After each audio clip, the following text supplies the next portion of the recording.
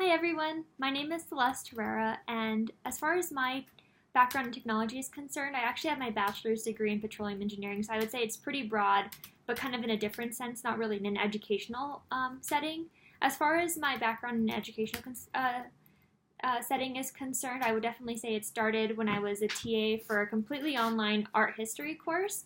This course is administered to people all around the state of New Mexico, and I was in charge of making it as interactive as possible and also helping the teacher with her online lectures and kind of giving her ideas as we formulated this course. It was the first time that this course was ever administered as a mini semester course for students to take. And interactivity is really important so that people are engaged with their learning, and I think technology is one of the best ways to go about that in this modern era. Aside from that, last semester and this semester, I'm currently a teaching assistant for a undergraduate research scholars class here at NMSU. It's partially online. My job mostly consists of managing the Canvas page, which is technology, but not really the technology that I'd probably want to incorporate in making my 6 lessons that I'm going to be designing. Aside from that, last semester I was actually volunteering, doing some community service with Project Lead the Way at Gadsden High School. Project Lead the Way is funded by the National Science Foundation. It's kind of like introductory engineering courses geared toward high school students. So in this class, we did all types of things, everywhere from online modules to programming robots to kind of showing the implications of math in the real world. And I thought that was just an amazing program, and I was so grateful to be part of it. But we definitely use a lot of technology. Almost every day we try to use technology, whether it was using just like the smartboard or actually showing these students how to use their computers to solve real-world problems, which is super cool.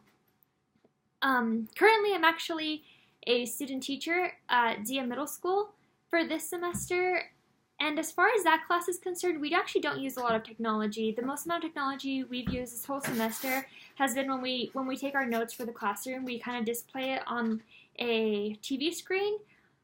I think it would be important in a 7th grade classroom especially to incorporate more technology, so I'm really hoping that this class will help me kind of get to that point, and that's kind of where I want to gear my theme.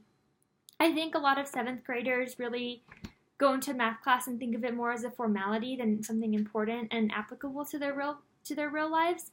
So, and also a lot of students these days are complaining that school doesn't teach them real world stuff. It doesn't teach them how to do taxes. It doesn't teach them how to balance a checkbook, for instance, which is a bit of an outdated subject either way. But either way, I think definitely my theme is going to be geared toward my 7th grade students that I'm currently teaching, and kind of like real world integration in a 7th grade math classroom so that they can understand the different career options that they have and why math is useful in each of them, so they can understand why math is going to be an essential component for the rest of their lives, whether they're an artist or an engineer.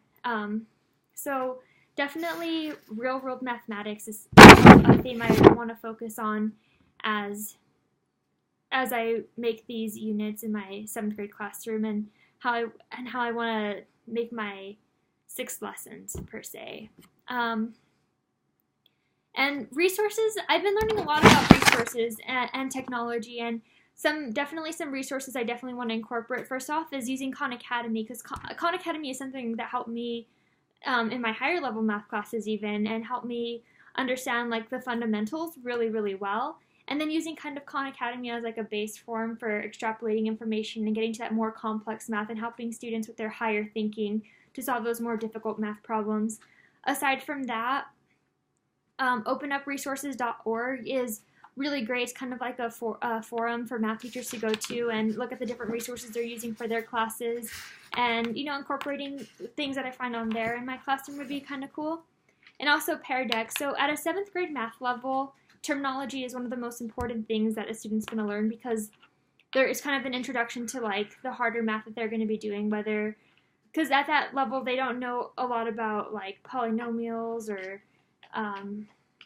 let's say the quadratic formula or integration or anything like that. So really getting them the foundation so that they can go and to those higher level maths is going to be super important, and that all sorts of terminology. And I think Pear Deck is one of the best ways to go about that because it's completely online and it'll really help them hone down on their terminology this semester.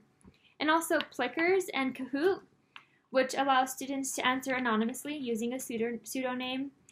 Questions like multiple choice questions for math would be really important because at a 7th grade level, a lot of students don't have the confidence to answer questions in math, and so this would give them a way to, still kind of give their answer, give their response without being kind of embarrassed about being wrong or being right.